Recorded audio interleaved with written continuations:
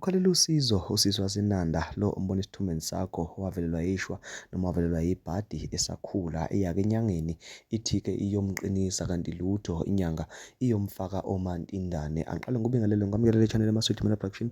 Mangabe yaqala ukufika ngicela ngenze isiqiniseko sokuthi ugcoba subscribe ngiqeda ubale video ushaye like bese uyakhomenta kulolu daba lwanamhlanje. Kanza kwethu udaba engize ngalo njengamanje lumayelana-ke nosisi lo umbona esithumeni sakho wasendaweni yaseNanda ohlushwa-ke lento esesifubeni sakhe ebukeka sengathi isilonda. Usisi-ke lona ukhalela usizo kunanoma ngabe ubani ongakwazi ukuthi-ke amlekelele kule nkinga akabhekene nayo. Akathi-ke uma ngabe ichaza athi-ke wayithola ngokuthi ayeke enyangeni esakhula ethi-ke inyanga iyomqinisa nangempela-ke inyanga-ke yabeke simenza-ke imthaka kulokho kumthaka-ke yabeke sithatha-ke umbese yawufaka-ke emlilweni washa umbese waze waba bomvu. Yabethi-ke mangabe sisuka-ke yabeke simcaba ngawo-ke lo mbese imcaba kuphi-ke imcaba khona esifubeni la obone ngathi-ke sekuyizilonda khona. Mangabe-ke isiqeda kumcaba-ke inyanga lena-ke isiyamkhulula-ke usisi-ke lo ngiphinde futhi ngikukhumbuze ukuthi-ke wayesasemncane lapho esakhula akuyona nje into eyenzeke mhlampe ey'nyangeni ey'dlule kodwa-ke into esineminyaka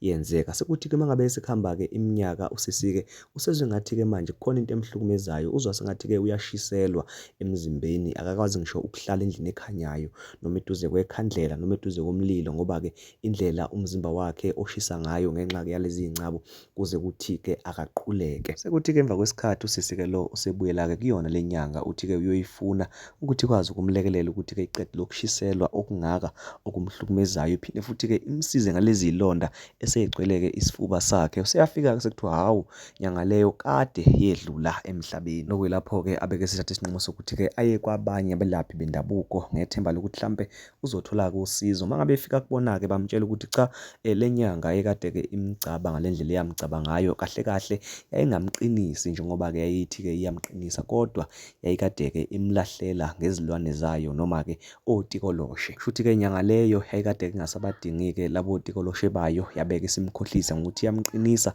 kanti-ke imcaba ngalo mbese nje imlahlela-ke ngalezi y'lwane uyifaka kuyena emzimbeni wakhe qobo lwakhe. Manje-ke lezi y'lwane sezimhluphe kakhulu kangangokuthi-ke waze wahluleka ukuthi ayigcine kuyena yedwa le ndaba wabona ukuthi kungcono abikele-ke umphakathi wakuleli Mzansi Afrika ukuthi-ke mhlawumbe ukhona umuntu ongavela athi-ke yena cha into ekanjena-ke kuyaye kwenziwe kanje noma-ke mhlampe abelaphi bendabuko abangathi-ke cha uma kunjena kuyaye-ke kwenziwe kanje noma-ke kanje. Kanza kwethu lolu daba livela ngomsakazo Ukhozi FM uhlelo nami iyangishunqela le ntuthu sizoshiya-ke iy'namba zalo la kuma-comments la khona ungakwazi ukuthi-ke wenze i-voice note ku-WhatsApp uma ngabe-ke unombono noma-ke unendlela le usisi-ke angalekeleleka ngayo uzobe-ke siwenza i-voice note usuyithumela-ke ngo-WhatsApp kulo-ke uhlelo nami iyangishunqela intuthu ku-Ukhozi FM. Sengiphetha le video ngizocela ukuthi wenze isiqiniseko sokuthi uyasubscribe futhi uyalayika ukuze ungasali ngaphandle uma ngabe sesibuya nalo seligcwele lolu daba lo sisi-ke esey'chazela ngokwakhe ukuthi-ke kwenzeka kanjani kanti-ke futhi kwakunini nokuthi-ke ubani